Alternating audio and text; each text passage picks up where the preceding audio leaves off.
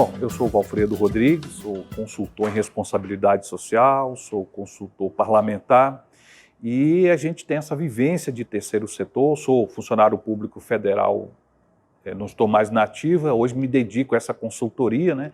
Também sou um educador social e a gente, durante essa trajetória de muitos anos, mais de 25 anos aí de prática de terceiro setor, a gente compartilha com entidades, compartilha com empresas, com o poder público, as legislações, as articulações, todo um arcabouço, vamos chamar assim, do terceiro setor.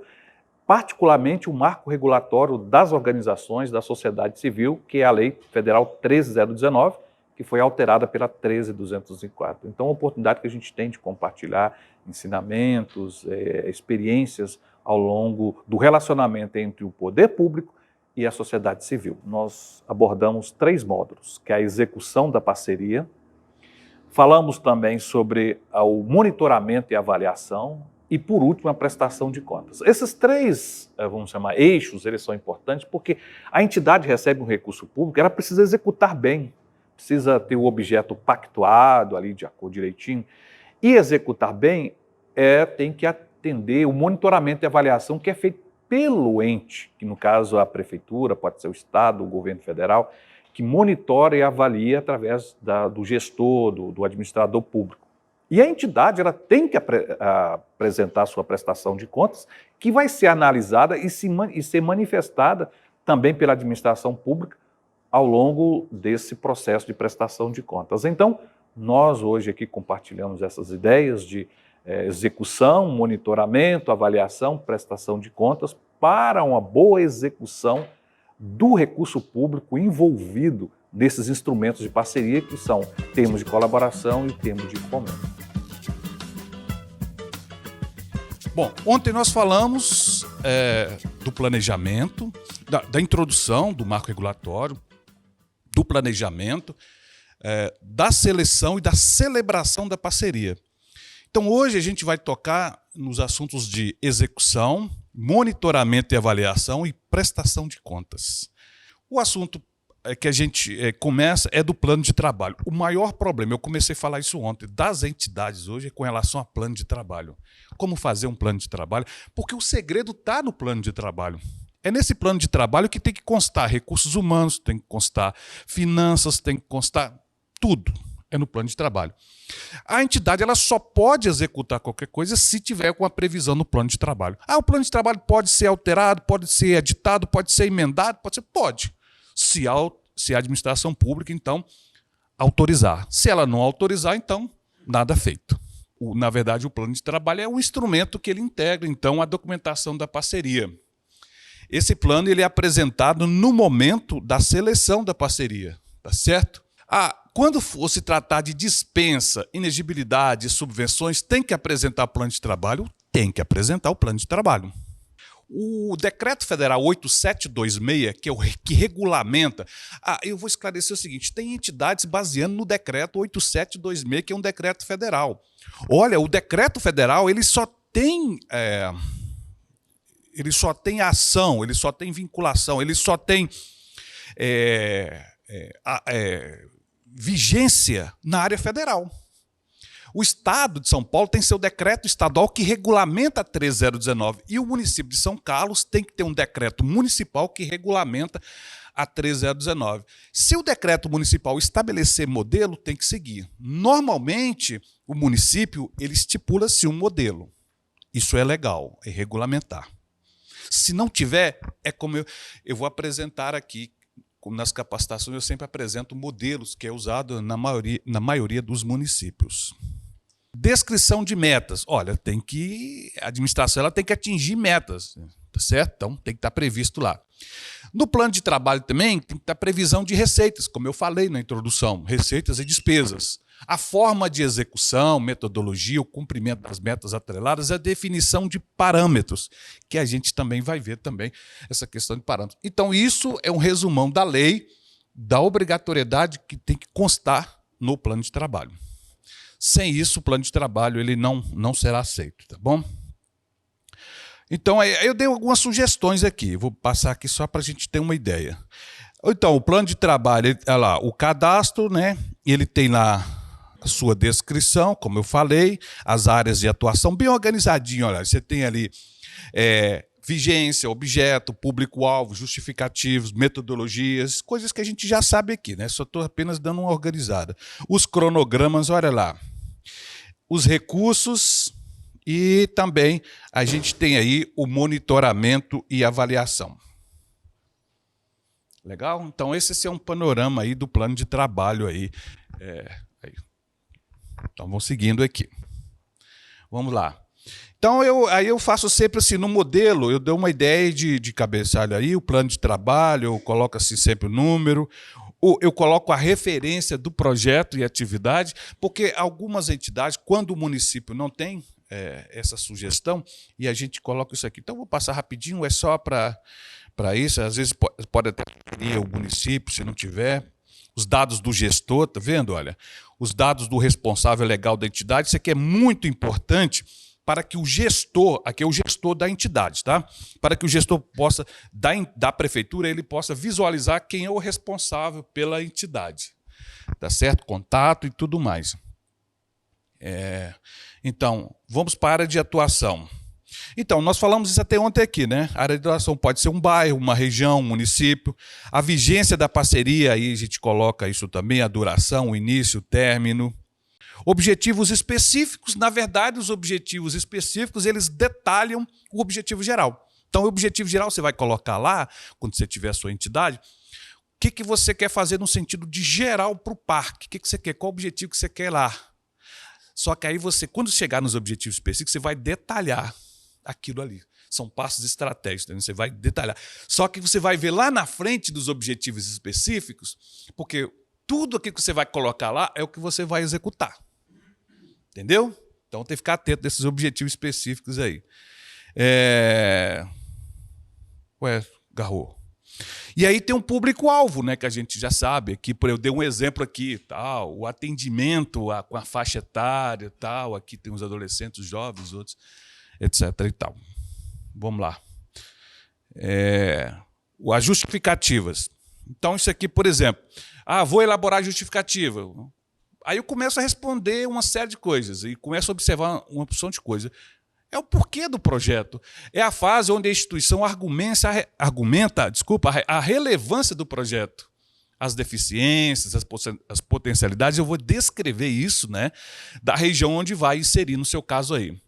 Então, é fundamental demonstrar a importância do projeto diante da realidade descrita e como e por que sua proposta, seu projeto, sua ideia pode contribuir na solução dos problemas existentes. Então, isso aqui é para elaborar a justificativa.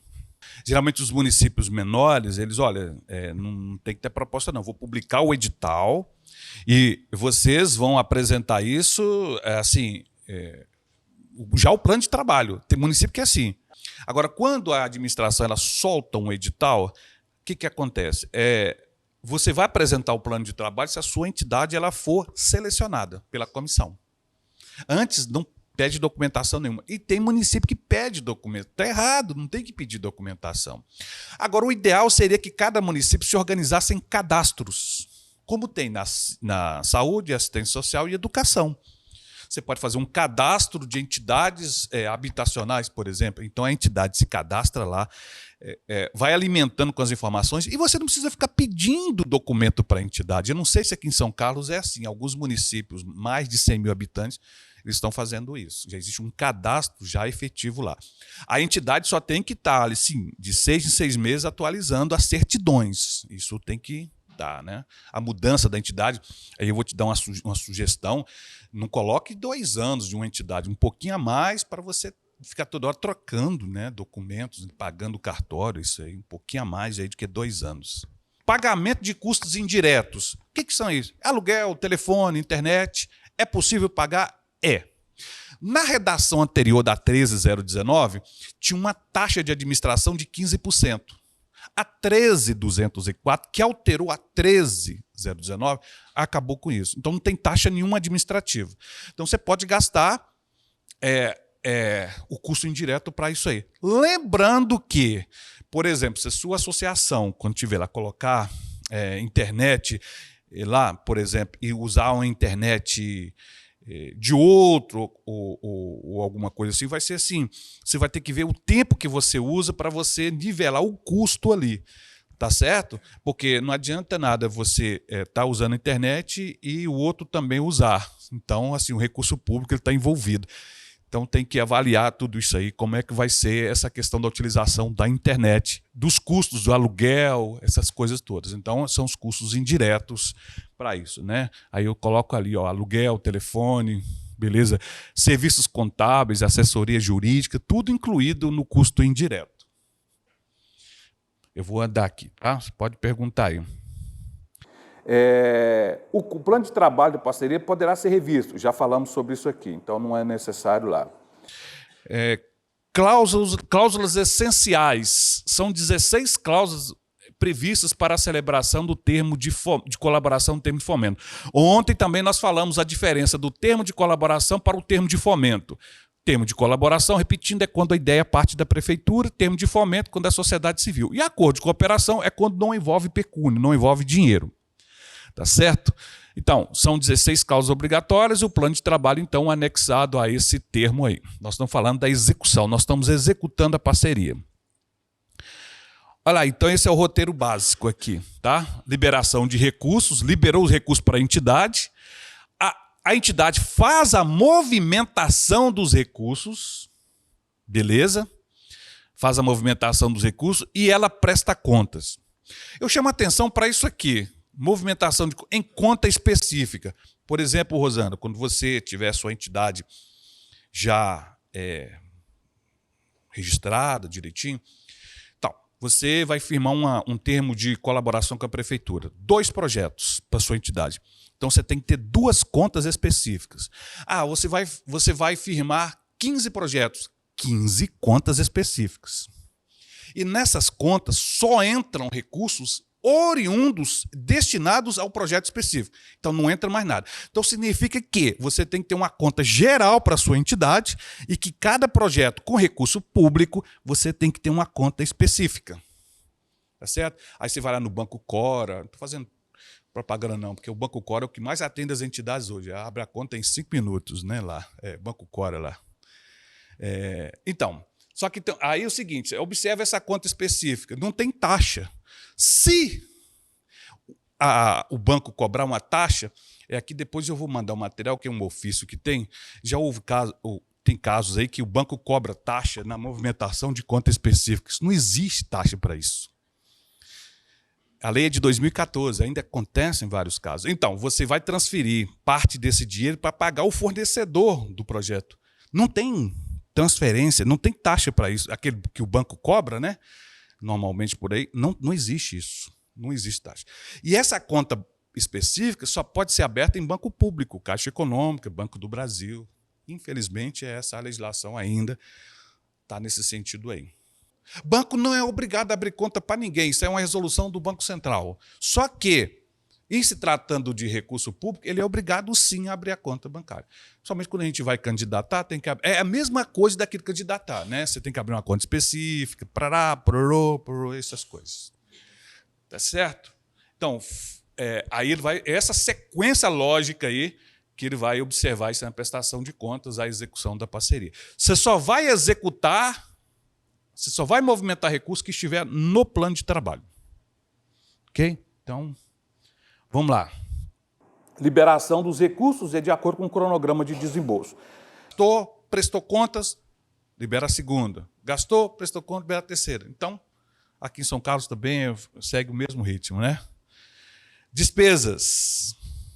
Então, a gente vai trabalhar na despesa mais à frente. Eu não vou perder tempo aqui, não. Isso aqui todo mundo já sabe também. A questão da vedação da execução da despesa. Utilizar recursos para finalidade alheia ao projeto.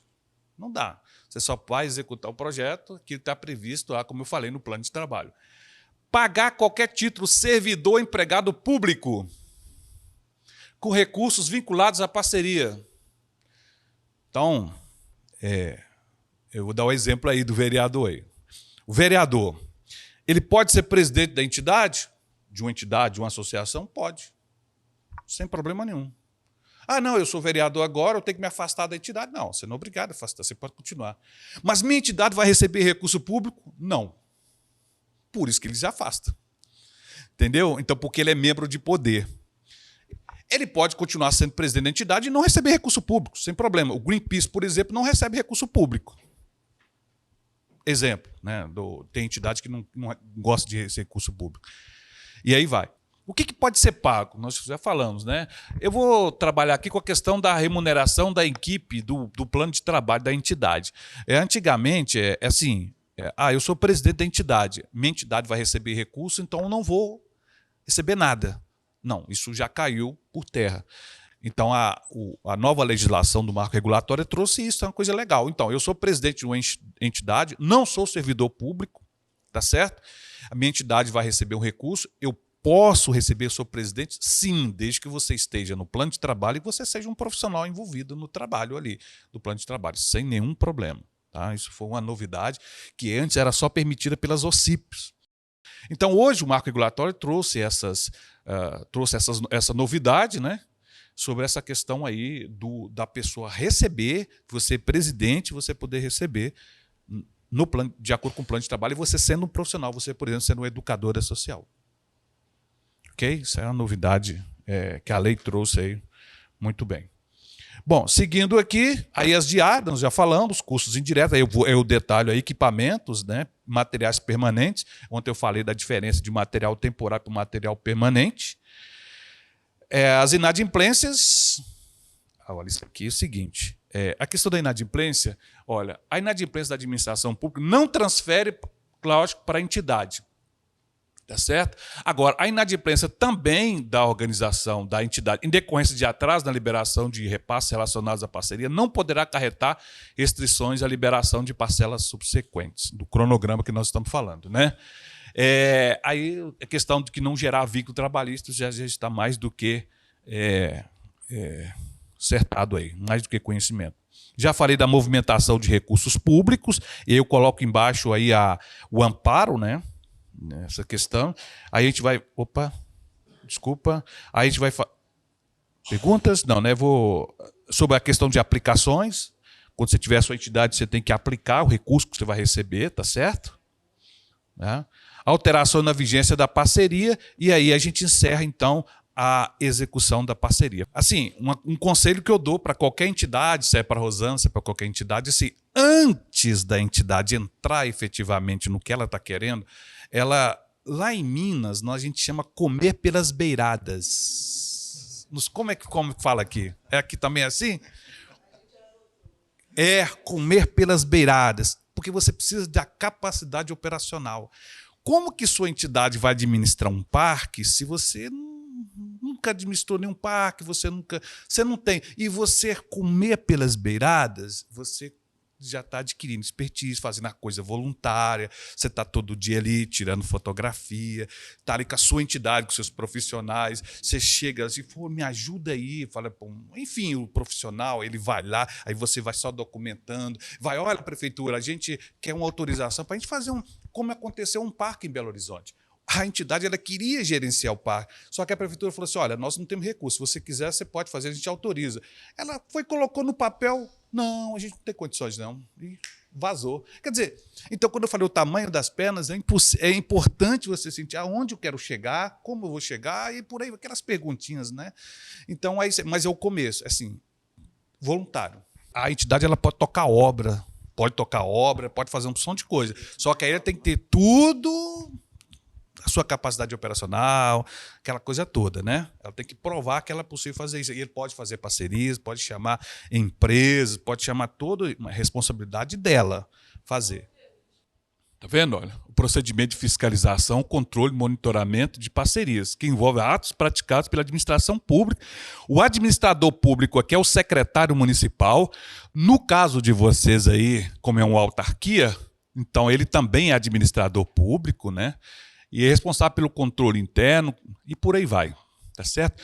Quando é um conselho de política pública, aí é o presidente lá do conselho, por aí vai, certo? Então vou andar aqui, tá bom? Então olha o artigo 58 da Lei 3.019. tá? Onde fala que a administração pública promoverá o monitoramento e avaliação do cumprimento do objeto da parceria.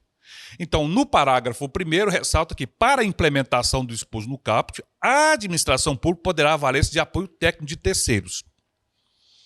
Então, a comissão ela pode requisitar, eu falei do Ministério Público anterior, eu esqueci da palavra, requisitar, né? Ela pode requisitar um apoio técnico se os integrantes da comissão não entenderem nada de habitação.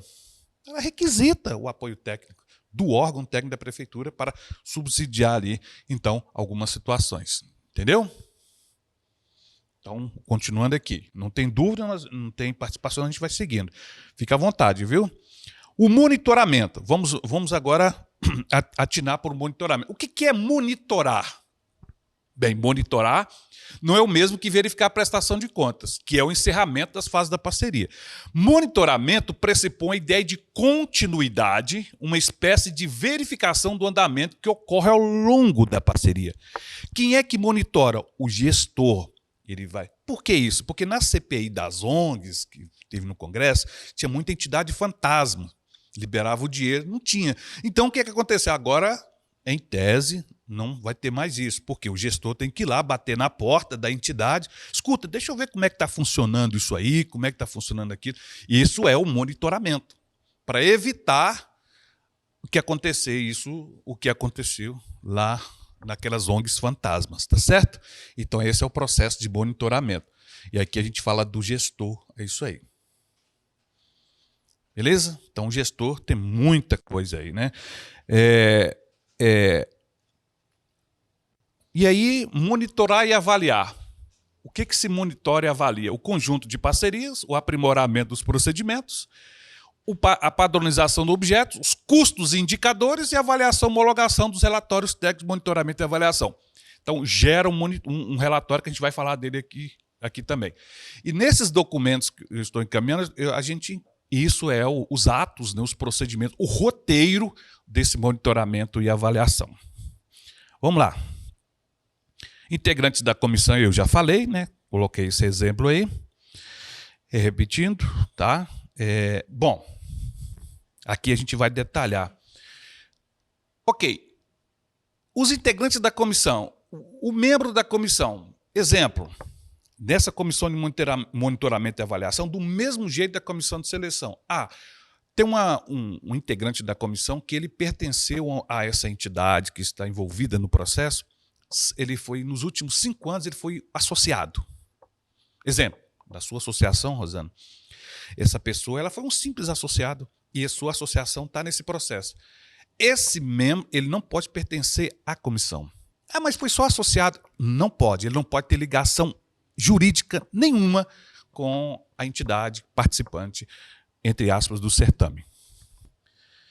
Vamos agora para o relatório técnico de monitoramento e avaliação. O que tem nesse relatório? O que é esse relatório?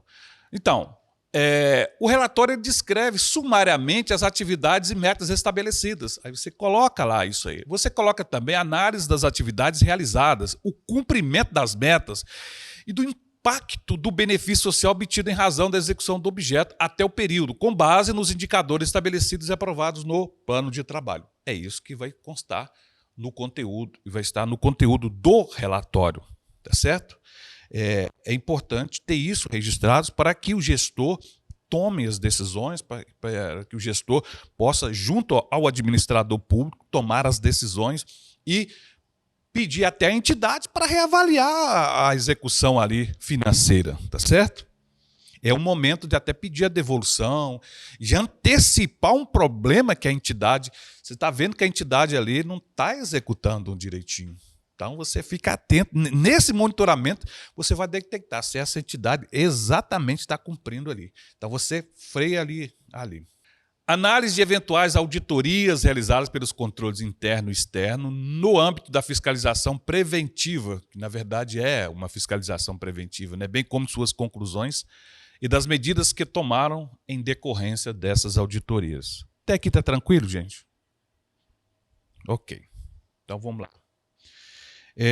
A pesquisa de satisfação agora. Então, aí vai começar te respondendo a sua pergunta. Quais são os processos aí de avaliação? Pesquisa de satisfação.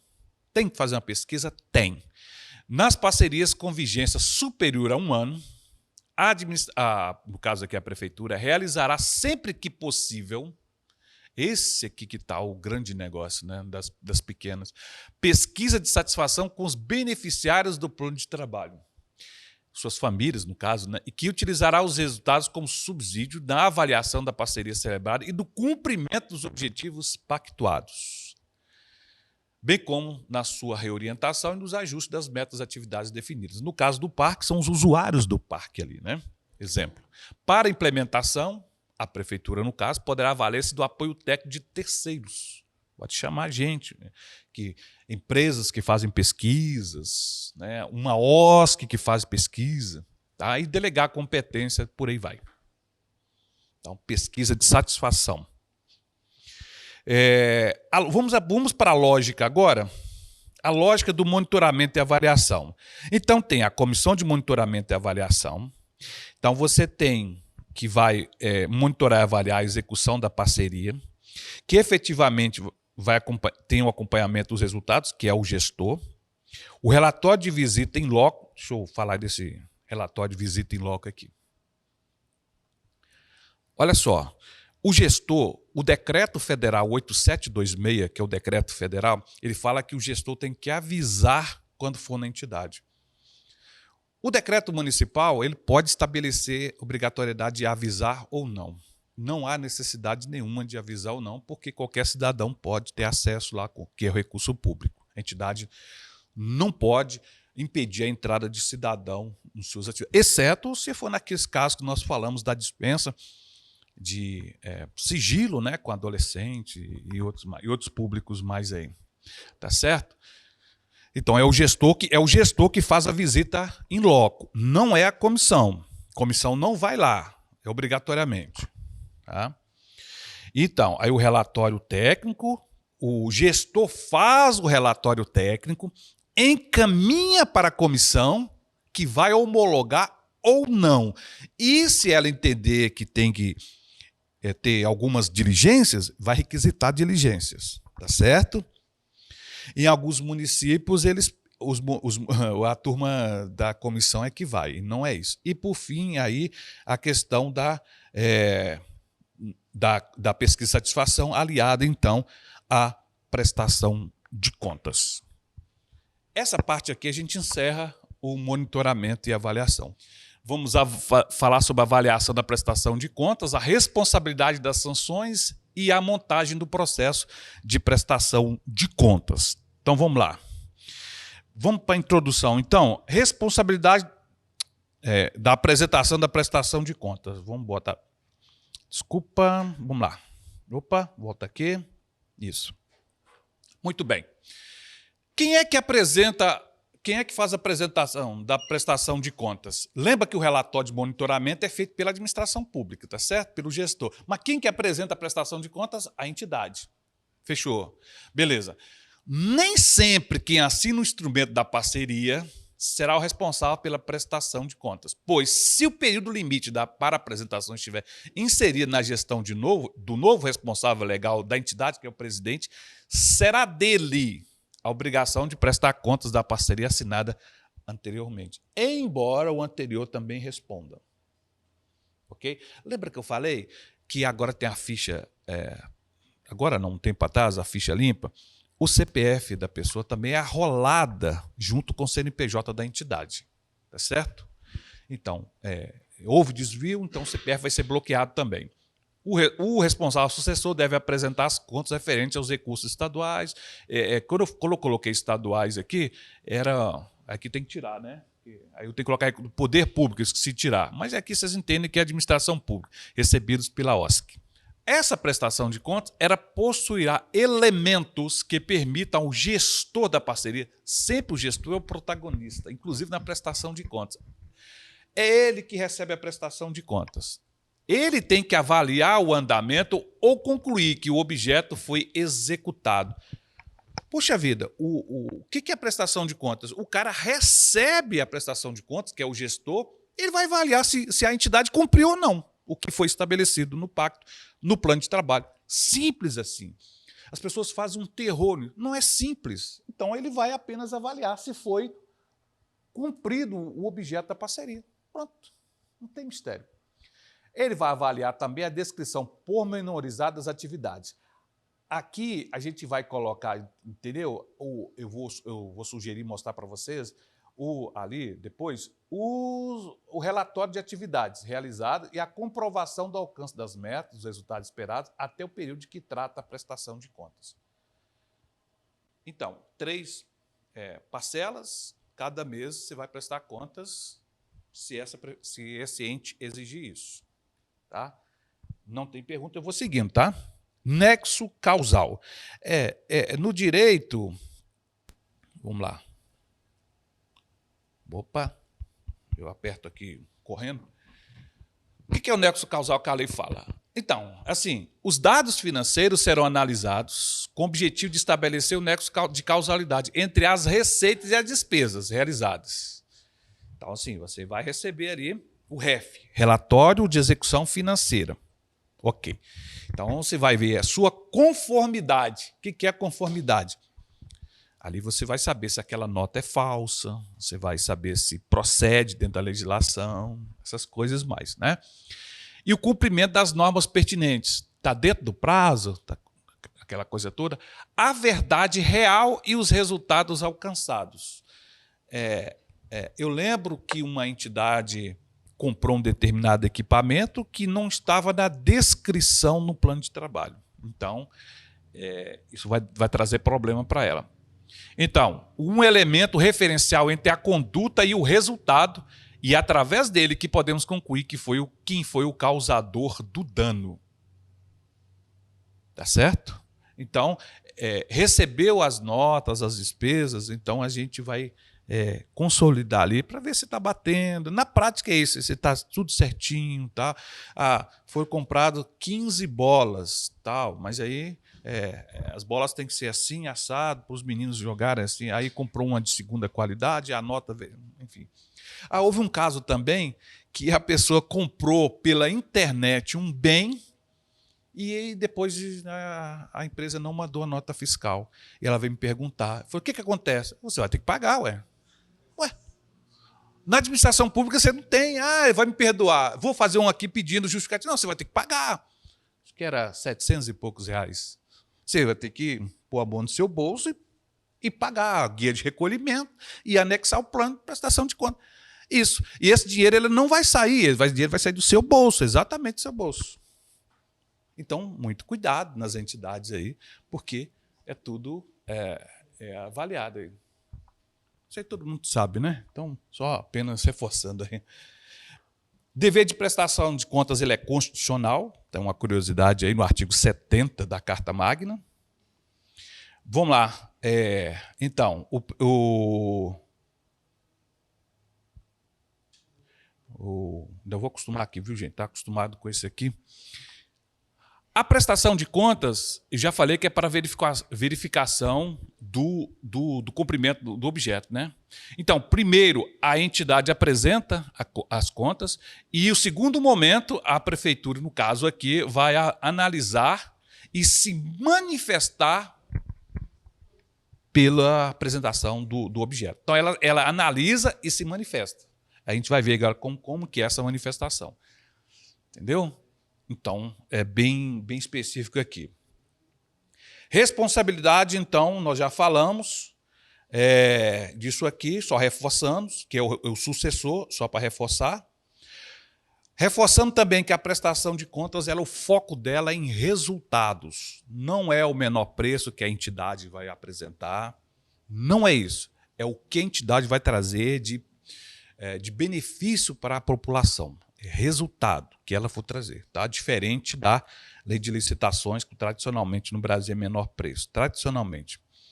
Vamos agora verificar as principais irregularidades quando se apresenta a prestação de contas. Não utilização da conta bancária específica. Pessoal, isso aí é recorrente.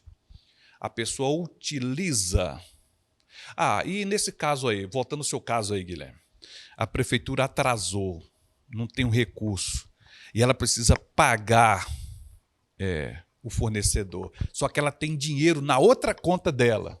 E aí, como é que faz? Eu vou lançar mão daquele dinheiro lá? Lembrando que eu só posso lançar mão do dinheiro da conta específica. Como fazer nesses casos assim? A entidade ela pede autorização para fazer isso. Se autorizado, ela vai comprovar isso e vai lançar mão no dinheiro lá para depois a prefeitura repor isso. É possível fazer isso? Se a entidade, se a administração pública autorizar, beleza. Ok? Já vi casos assim. Outra situação, pagamento de despesas anteriores à parceria. Não tem sentido, só após a assinatura do termo. Também tem casos em que a prefeitura libera depois, não segue o calendário, e aí você tem despesas anteriores. Como é que você faz? Observam que nós vivemos na República Federativa do Brasil. Não aplicação dos recursos no mercado financeiro enquanto não utilizados. É um outro item. Outro, não realização, nós falamos isso aqui, do processo análogo à licitação. Ok? Já falamos. Quanto aos documentos fiscais, pagamento de despesas sem o respectivo documento fiscal. Aí você tem documento vencido, não sei o quê, rasuras. E quanto à execução de obras, não apresentação das guias de recolhimento dos encargos sociais, não obediência aos itens autorizados na planilha e custos, realização incompleta da obra e etc. e tal. Tem mais. Atraso na entrega do processo de prestação de contas. Não encaminhamento dos comprovantes de despesas, cópias de notas fiscais, RPA, guias de encargos sociais e tributos, outros procedimentos que não sejam de obra. Utilização dos recursos fora do prazo de vigência, gasto com finalidade diversa à parceria, retirada em espécie da conta para pagamento de despesas sem a devida autorização por escrito da prefeitura. Eu explico. O decreto federal, ele diz, se não me engano, acho que era R$800, deve ter atualizado, que você pode sacar para fazer pagamento. Aí o decreto aqui, eu não sei qual que é o valor que pode sacar. Porque, na verdade, você não pode, hipótese nenhuma, sacar. Você tem que fazer a transferência para o Internet Banking. Beleza? Isso aí é claro para as entidades. Então, Rosana, quando você tiver sua entidade aí, você sabe que aí você não vai poder sacar o dinheiro, a não ser com uma certa quantia. Você tem que só fazer Internet Banking. Ali, tá? Não encaminhamento dos extratos bancários, não encaminhamento da documentação solicitada pelo decreto. E aí a gente vai para as normas gerais de prestação de contas. Ficou alguma anterior ali, gente? Porque pelo que eu estou vendo, o andamento, o pessoal já tá bem aí maceteado, só relembrando algumas coisas. Normas gerais da prestação de contas, artigo 63 da lei. Eu estou correndo? Não, né? Vocês podem me interromper aí. Amparo da legislação. Eu coloquei aí o amparo, o artigo 63 a 72 da lei 13.019. Essa lei ela foi muito alterada pela 13.204. É assim, a redação do original da lei ela teve que ser alterada. É a única lei que levou mais de 500 dias para se entrar em vigor. Devido muito questionada. Então, o decreto que tem que regulamentar a lei no ente municipal, tá certo? Que detalha a lei. E aí a gente tem a prefeitura ela é obrigada a ter um manual de prestação de contas. Daí as entidades orientam por esse manual, tá? Isso é obrigação da lei, ditada pela lei, tá? Muito bem. Seguindo, então, nós temos, e aí, então, os amparos, como eu falei. Vamos detalhar um pouquinho aqui. Então, nós já falamos isso aqui, eu lembro sempre que eu vou repetindo, para ficar gravado, agora detalhando os artigos da lei, tá certo? Sempre voltando para o alcance do objeto. Sempre isso voltando do objeto. Onde está escrito? Aqui no artigo 64 da lei. A prestação de contas é clara, é só para ver se realmente se foi atingido os objetivos. Opa, vamos lá então. Deixa eu baixar tudo aqui, fica melhor. serão glosados, ou seja, serão anotados, aí isso é com o gestor, ele vai anotar os valores relacionados entre as metas e resultados descumpridos sem justificativa o suficiente. Então, ele vai pegar a nota, a prestação de conta, vai dar as gaivotinhas vermelhas lá, né? É isso que é a glosa. Ele vai também observar o nexo de causalidade, a verdade real, os resultados alcançados, tudo isso que eu falei anteriormente, os recursos públicos envolvidos. Isso dentro das normas, o que o gestor vai observar também, que nós falamos aqui. Algumas coisas vocês podem observar que é repetitivo, mas é assim, para ficar gravado, tem o que o gestor faz e depois tem as normas. Plataforma eletrônica. A prefeitura aqui ela tem que ter essa plataforma. Município com mais de 100 mil habitantes, é obrigatório ter uma plataforma eletrônica. Registrar tudo o que acontece ali, inclusive os documentos de prestação de contas, os termos. Ali as pessoas acompanham tudo ali que a entidade... Entendeu? Vamos para os relatórios agora? Primeiro relatório, o relatório da entidade. Tá? Quais são os relatórios que uma entidade tem que fazer? Vamos lá? Primeiro relatório, é o relatório de execução do objeto, eu chamo de REL. Esse relatório ele tem todas as atividades e projetos desenvolvidos para o cumprimento do objeto e comparativo de metas propostas com os resultados alcançados. Esse é o relatório do objeto. E depois ela tem que apresentar um relatório de execução financeira, onde tem aí todas as movimentações financeiras, os extratos bancários, a consolidação, tudo ali dentro desse relatório financeiro, as despesas, por aí vai. Tá certo? São os dois relatórios da entidade. E quais são os relatórios da prefeitura? Primeiro, relatório de visita técnica em loco, feita pelo gestor, e o relatório técnico de monitoramento e avaliação, também feito pelo gestor, que vai ser homologado pela Comissão de Monitoramento e Avaliação. Entendeu? Então, aqui está o amparo. São os dois relatórios da prefeitura e os dois relatórios da entidade. Guarda de documentos. Olha, a prática guarda eternamente. Infelizmente, é essa aí. Mas a grande parte, 80%, é papel. Prazo para apresentação de contas. A entidade prestará contas da boa e regular aplicação dos recursos recebidos, claro, até 90 dias a partir do término da vigência da parceria. Então, você tem 90 dias, teoria. Só que, na prática, não é assim para as prefeituras. E volto a frisar das pequenas, né? Para vocês terem um panorama disso aí. Se a duração da parceria exceder 1 ano, tá? Poderá ser prorrogada até 30 dias. O prazo para apresentação final de contas será estabelecido de acordo com a complexidade do objeto e da parceria, como já citamos aí. Os prazos agora, reforçando, está lá no artigo 69 a 72 da Lei 13.019. Bom, agora a gente vai entrar nos pareceres. Parecer técnico conclusivo e da manifestação conclusiva da prestação de contas. Beleza, a entidade apresentou a prestação de contas. Ok? Então agora a administração pública ela vai se pronunciar, ela vai se manifestar sobre esse documento. Como ela vai se manifestar? Vamos lá? Aprovação da prestação de contas. Ela pode aprovar a prestação de contas. Como ela também pode aprovar a prestação de contas com ressalvas. E ela pode, então, se manifestar pela rejeição da prestação de contas e determinação de imediata instauração de tomada de contas especial. E aí onde a vaca vai para o brejo aqui, é isso aqui, ó. Tomada de conta especial, aí vai para o TCE ou para o órgão de controle, né?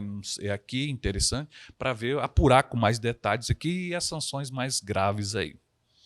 Tá? Então, essa é a sequência aqui. Então, vamos detalhar aqui, então. É isso aí? Vamos detalhar.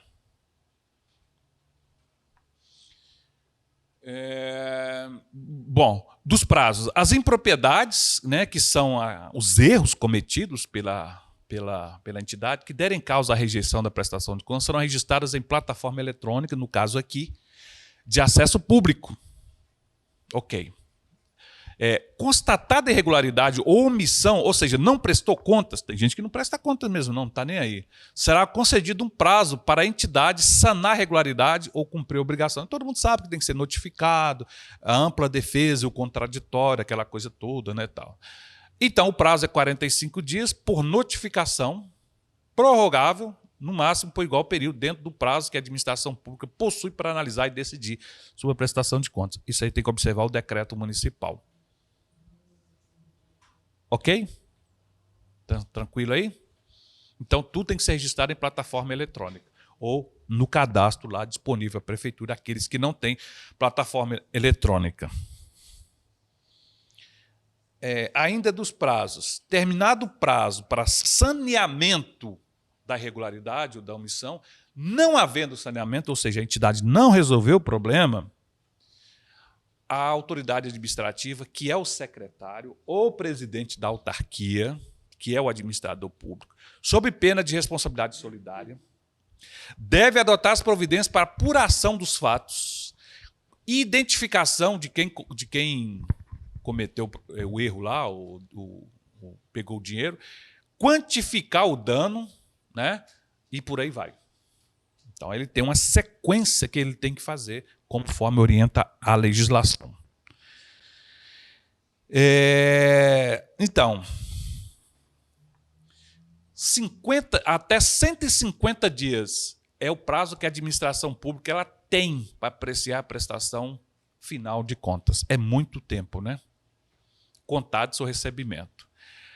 Agora, o transcurso do prazo, sem que as contas tenham sido apreciadas, aquilo que eu comecei a falar, não significa a impossibilidade da apreciação na data posterior ou a vedação, ou que se adotem medidas saneadoras, né, punitivas destinadas a ressarcir os danos que possam ter sido causados aos cofres públicos. Quer dizer, não fez na data não significa que a entidade continua devendo, né? Nos casos em que não for constatado o dolo da entidade ou de seus prepostos, sem prejuízo da atualização monetária, impede a incidência de juros de mora sobre débitos eventualmente apurados no período entre o final do prazo referido no parágrafo dessa legislação e a data em que foi ultimada a apreciação pela administração pública. Então, não foi constatado aí a intenção da entidade, né, ou de seus prepostos aqui, sem o prejuízo da atualização monetária impede, então, a incidência de juros de mora e por aí vai. Então, saldos. Saldos remanescentes. Então, sobrou dinheiro da parceria, o que faz? Fica para a entidade? Não. Então, após o encerramento da parceria, tem que apurar o que sobrou e devolver para a administração pública. Não fica nada para a entidade. Então, alteração após a assinatura da parceria, qualquer alteração, eu falei que tem que fazer a solicitação formal. E é interessante a entidade, orientar a entidade, ela ter a formalidade com seu e-mail institucional. A grande parte das entidades do país, os e-mails são do presidente. Por isso que, quando for elaborar o CNPJ, ali, solicitar o DBE, que é o documento básico de entrada, colocar o e-mail institucional da entidade, não o e-mail do presidente ou de outro sequer. Não precisa nem ser o domínio, né? Tipo assim, uma coisa chique, tem daniela@veracidades.org, é isso mesmo? Um e-mail chique assim. Não, pode ser veracidade@gmail.com, que está valendo também. Mas se puder ser chique igual dela também, pode também, né? É assim, preferência, mas é um domínio, custa um capilézinho, né? E aí as entidades muitas vezes não têm. Parceria envolvendo obras, que é o grande interesse nosso aqui, né? A Lei Federal 882 de 91 tem as alterações já, né? Nos casos de construção civil, o contratante responde solidariamente por eventuais valores devidos ao INSS, claro, né? Isso aqui é só para a gente lembrar, e não recolhidos pela contratada. Portanto, caberá à entidade exigir a apresentação de toda a documentação que comprove a regularidade, claro, dos recolhimentos, tal. Isso aqui é chover no molhado, mas vamos falar isso. Sob pena que, não ocorrendo aqueles valores, terão que ser quitados pela própria entidade. Claro, isso é só para lembrar a entidade que ela tem que fazer isso aqui, né? E aí fala que a questão da obra não tenha sido concluída, se não houver comprovação da regularidade do projeto executado, a prestação de contas não poderá ser aprovada. Isso aí, né? Mais uma vez, muito obrigado. Estou à disposição lá em BH. Gratidão mesmo aí. Estamos juntos, firme e fortes. Obrigado. Obrigado. Tamo aí.